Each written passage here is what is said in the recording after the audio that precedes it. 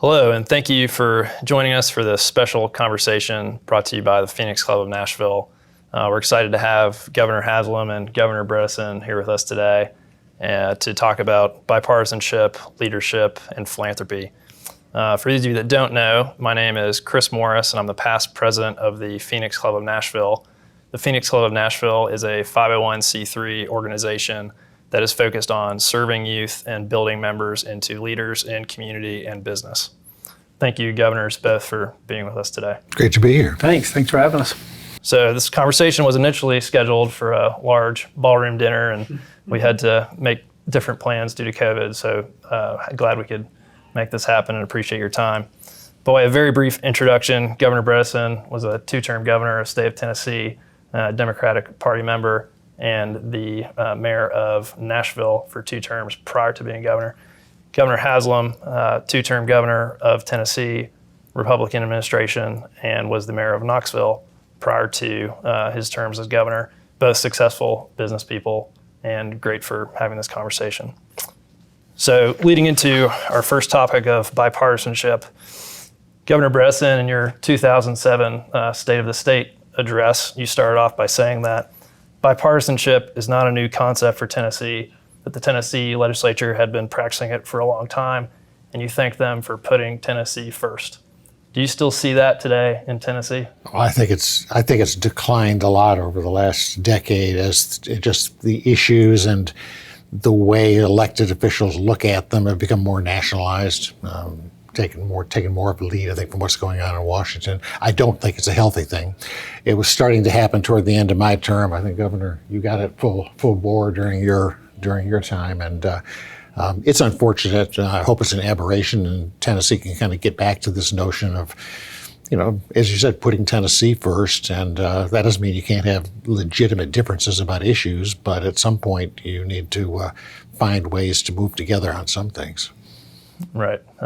Governor Haslam, what are your thoughts on that issue? I think Governor Bredesen touched on some of that. There's been a lot of reasons for the change. One, all the issues have become national. So when I first ran for office, I think you'd say this, your local news channel and the Tennessee and all, that's where people got their news, but now they tend to get it from CNN or Fox or MSNBC, which is much more polarized view. And then number 2, your social media. It's feeding you what you want to read. And so if you click on a certain article and I go, oh, Bill likes these type articles, it's going to give me more to where I think feels like I'm right. Everything I read says I'm right. And I think that maybe the other change, Tennessee's changed a lot too. I mean, Tennessee then was we had for a long time Democrat majorities, but it was a pretty conservative rural Democrat base.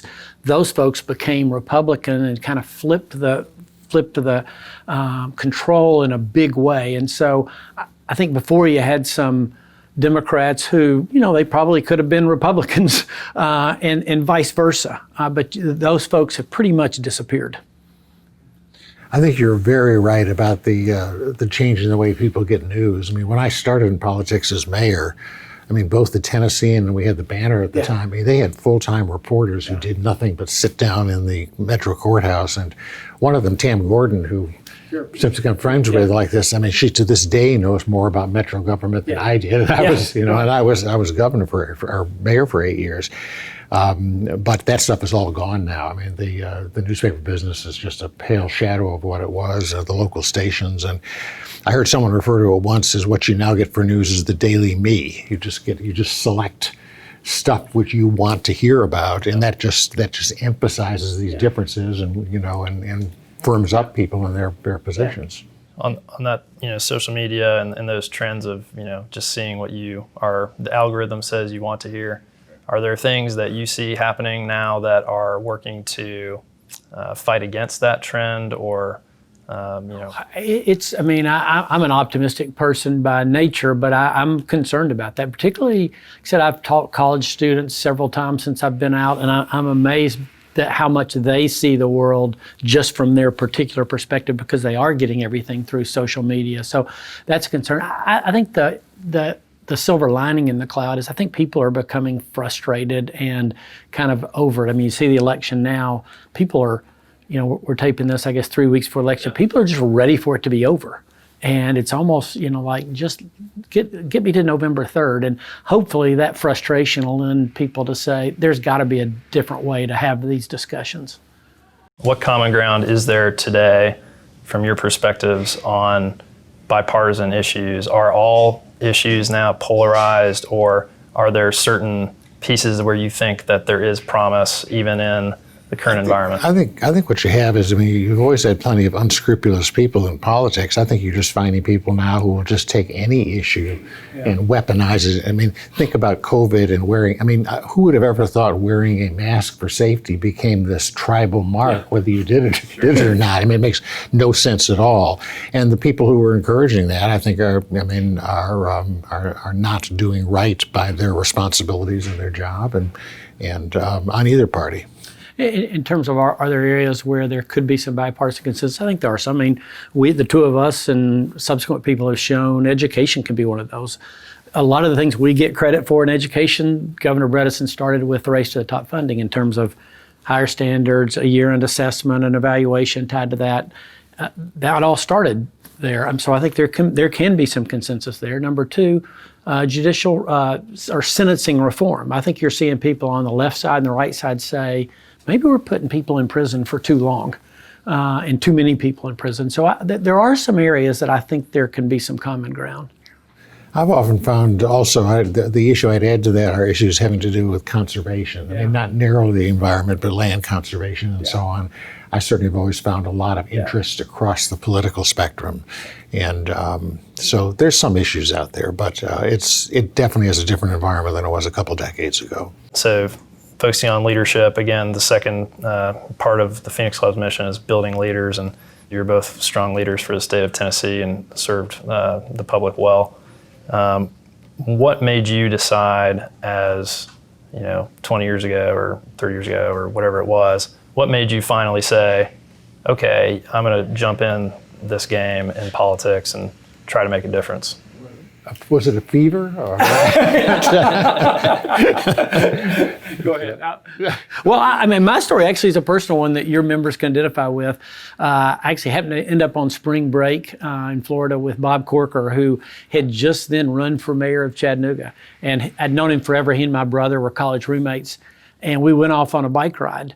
And I said, but Bob, I don't get it. Why would some rational business person want to be mayor? I don't get that at all. And long story short, his answer was, have you been involved with United Way and Boys and Girls Club and Red Cross? And I said, yeah. He goes, you can change your city more being in elected office than you can in all those are great. He wasn't disparaging those. He just said, the leverage you get in public office is bigger than any of those. And that was my experience is I underestimated how much difference you can make in elected office. Because, again, of the leverage that government gives you. Yeah, everything you do is just at a different scale. It just inherently. And, the nice thing about mayor and governor, for that matter, is you're just closer to the action. If there's a problem with crime, you actually can do something Monday morning besides give a speech and hope that 5 years from now you can build a coalition to pass something. And it's very satisfying way to work. It's also very concrete. Governor Bredesen won't brag on himself, but the downtown Nashville that people take for granted wasn't that before he became mayor. And he said, hey, so looked at the arena and a lot of the things that, getting the Titans here, that made downtown Nashville happen that we take for granted. Coincidentally or maybe correspondingly, when I became mayor, I thought downtown needs some help, but we got great bones here. We have some great infrastructure and focused on that. So then you can look 10 years later and go, there's life here. There's a vibrant community here, and you can see it. Yeah, and we're benefiting from today. My family and others are moving here, and people are starting their lives here and building homes here, moving here from California, Chicago, et cetera, because you guys have built a tremendous state and city. So thank you for that.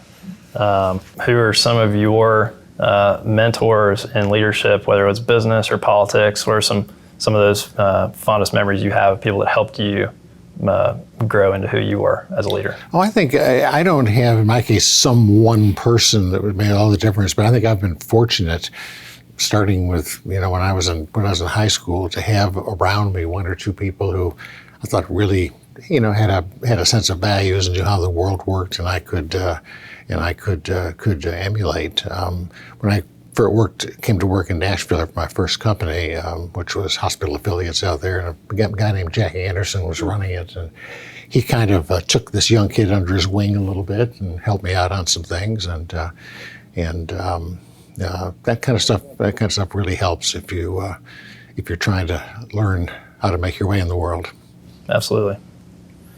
In terms of politics, it'd be Howard Baker. And really two things. Baker had a saying that I learned to follow, and he said, always remember the other fellow might be right. And that's a pretty good thing, particularly in today's political environment. So you start with one of these, like, here's what I believe, but I'm going to listen to hear your argument. That'd be a good thing for everybody. And the second thing is, I remember I was a college intern working for Baker. He's the majority leader of the Senate. Wants to run for president in '80. This is 1978. President Carter proposed selling the Panama Canal, which nobody today could even tell you if we own it or don't, but it turned into this huge issue. And Baker decided it was the right thing for us to give it up, to give it to Panama. And I mean, the mail was like 10,000 to 1 against that from Tennesseans.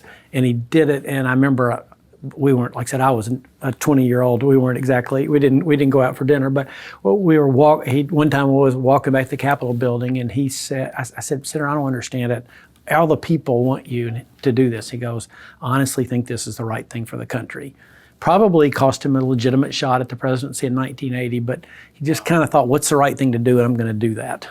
Yeah, that's a type of leadership that we need more of. Yeah, I always think of it in terms of, we don't really have a democracy. We've really got representative government. Right. And what we do is elect people who we ask to sort of think on our behalf and help to make decisions. And people need to remember that, as opposed to always having, a finger up in the air with how are the winds blowing today or the polls blowing today.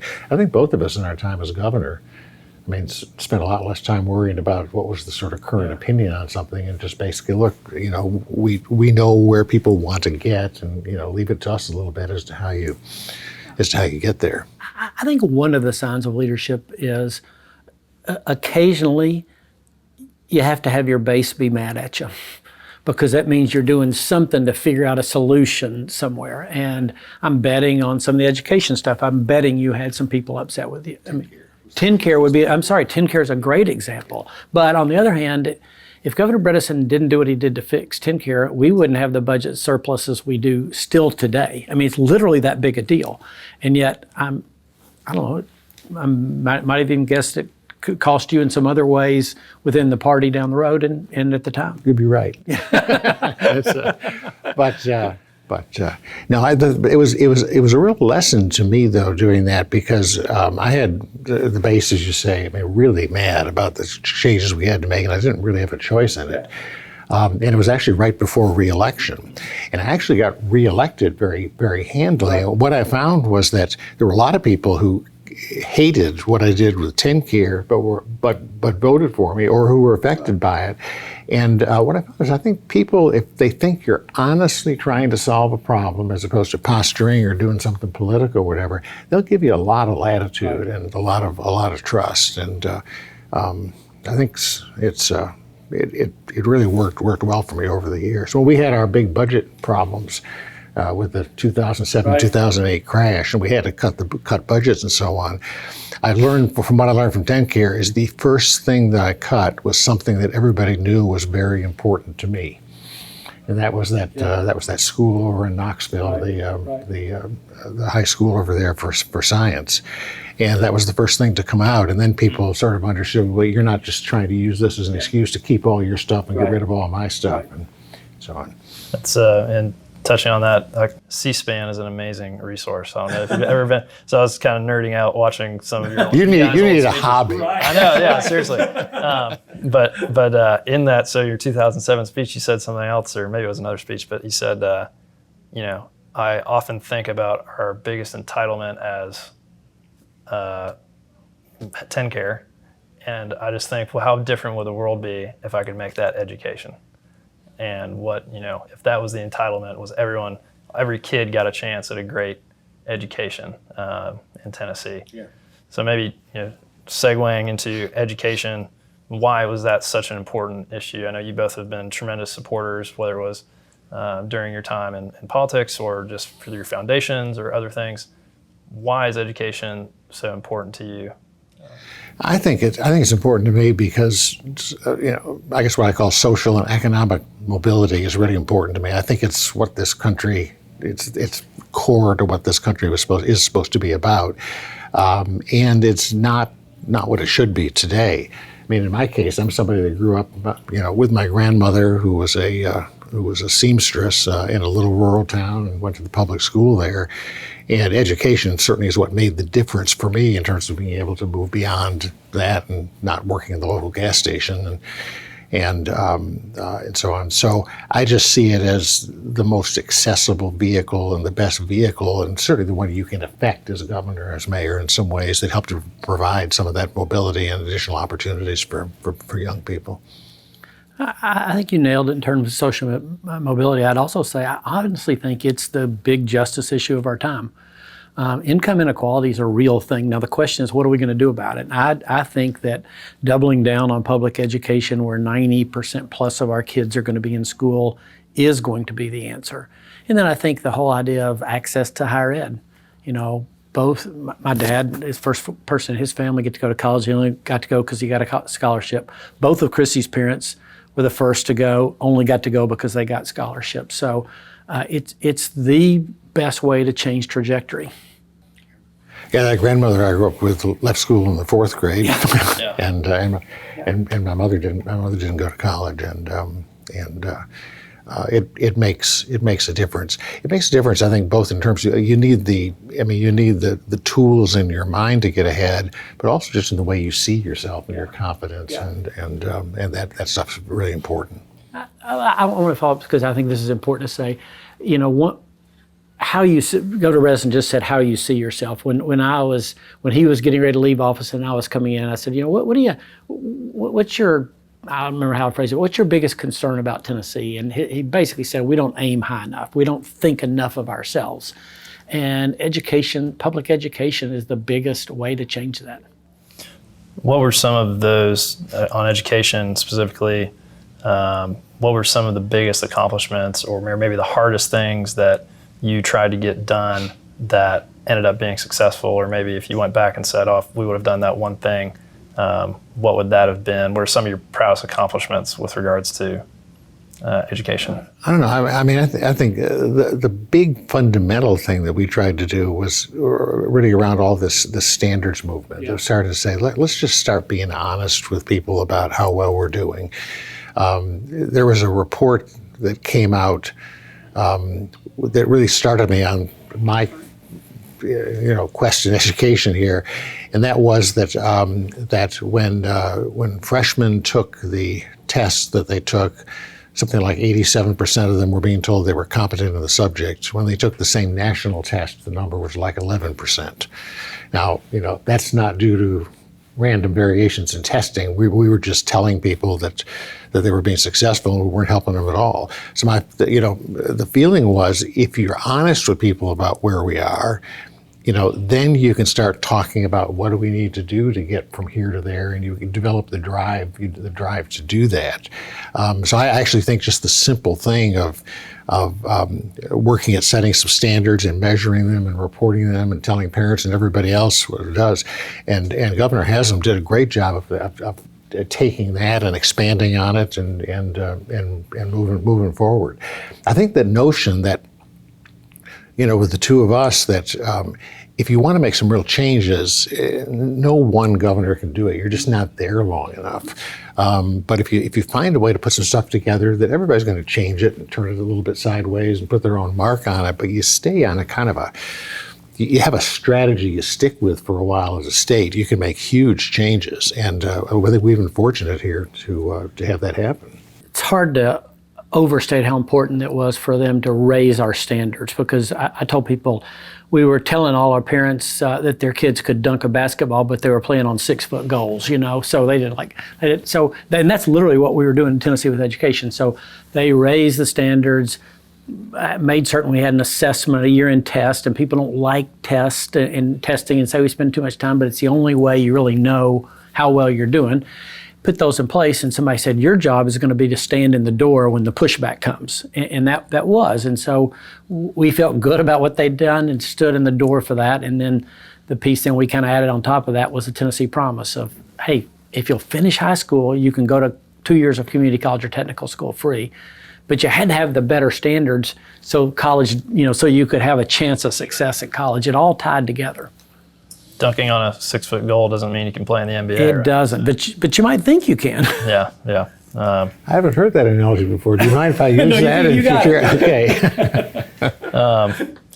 So with again, given both of your involvement in education, what are some of the current challenges, particularly with COVID and the issues that has presented for education?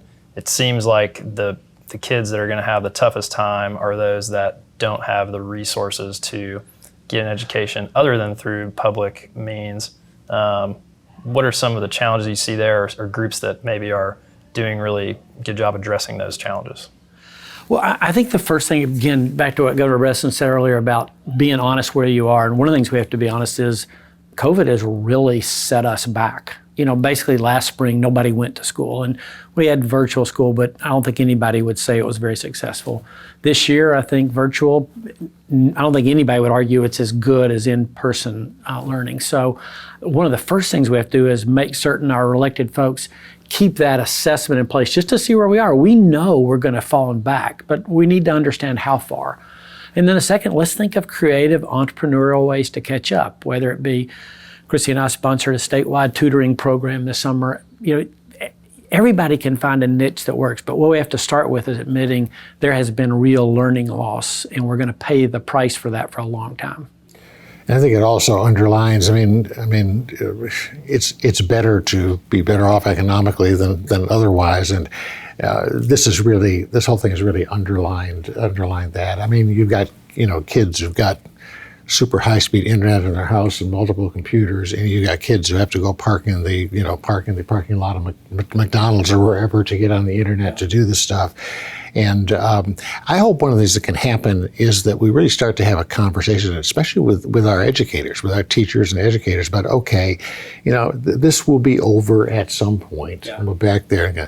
What do we have to do over the next couple of years to fill in the gaps and to sort of make this right, as opposed to just like saying, oh, we're all back to school again now, we're done with that, I'm glad it's over.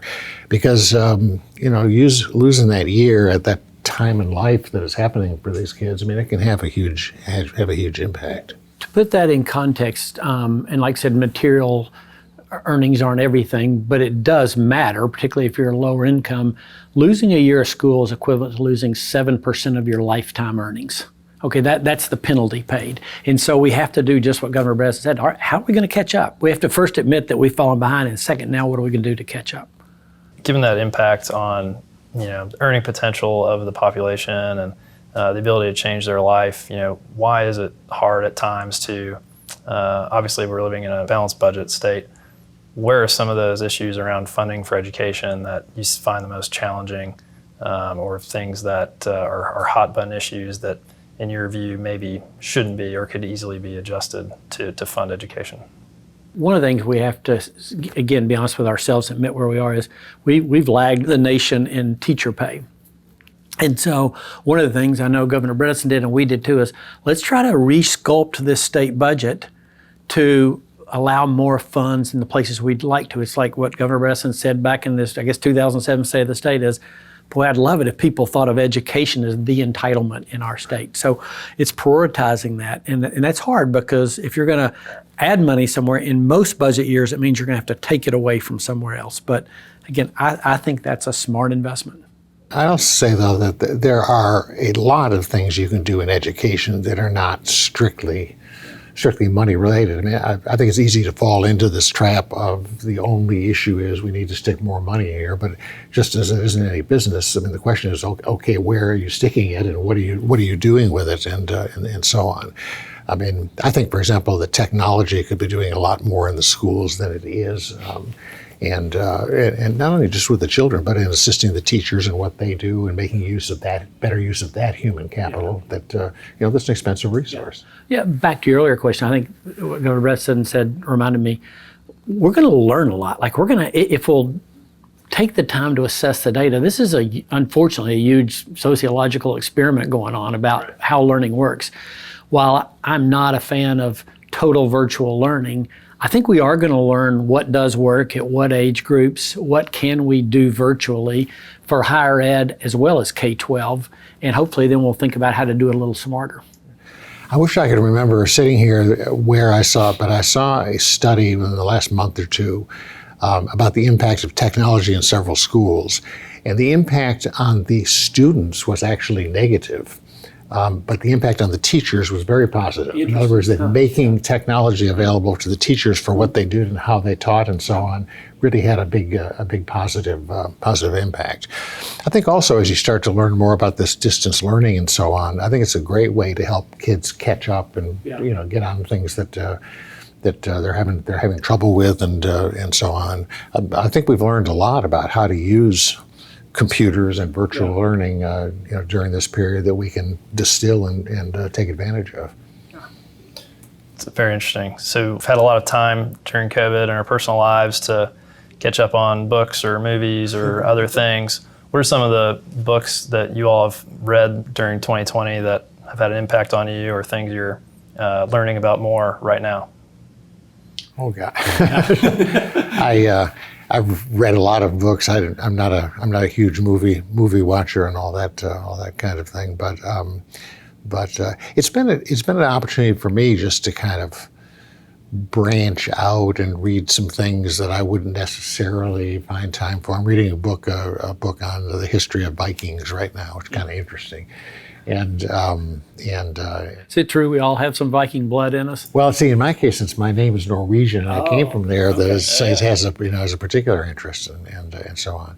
But I think it's been that ability to just look at some different kinds of things that I might have otherwise had the luxury to do that has really helped. But I mean, I've been fortunate, and we were talking before this started, the governor and I, that this has been relatively easy on Andrea and me. It's we live in a kind of an isolated place, and we're economically secure, so you're not worried about it. I just think, these people who have lost jobs or on the cusp of losing jobs, they got families to support, they got wives who can't work anymore, or husbands who can't work anymore because of childcare stuff. This has been a terrible experience for so many Americans, and the sooner we're done with it, the better. I'm like Governor Bredesen. I'm a lot better at books than I am movies. Just recently read 3. After seeing the play, I just decided to finally read the book Hamilton, which has been great. Fascinating book. Number 2, there's a great book called Countdown 1945. It's the 62 days from when Truman becomes president until we drop the atomic bomb. He doesn't even know we have an atomic bomb when he becomes president.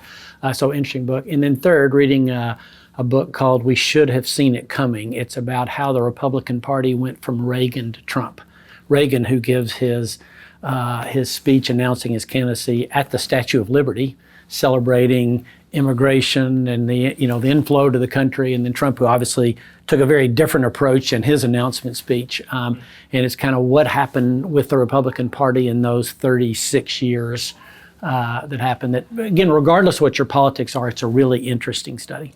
So do you think Ronald Reagan could be elected as Republican today? It'd be really hard. It'd be with where the party is today. But again, and I won't go.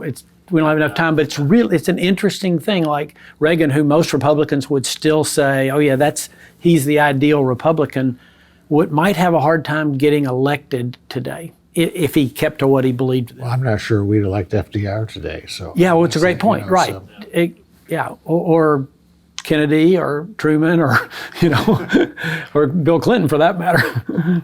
Well, in closing, thank you both, Governor Bredesen and Governor Haslam, for your time today and your support of Phoenix Club Nashville. We really appreciate it and look up to you as leaders, as many Tennesseans do. So thank you very much for sharing some time with us. Thank you. I know for my part, I'm sorry we didn't get to do the thing in person, and maybe in some future year we can do it together. Maybe 2021. We'll see. Sounds good. And we appreciate the fact both of us know as governor, having people like you all who are committed outside of their own interest to serving.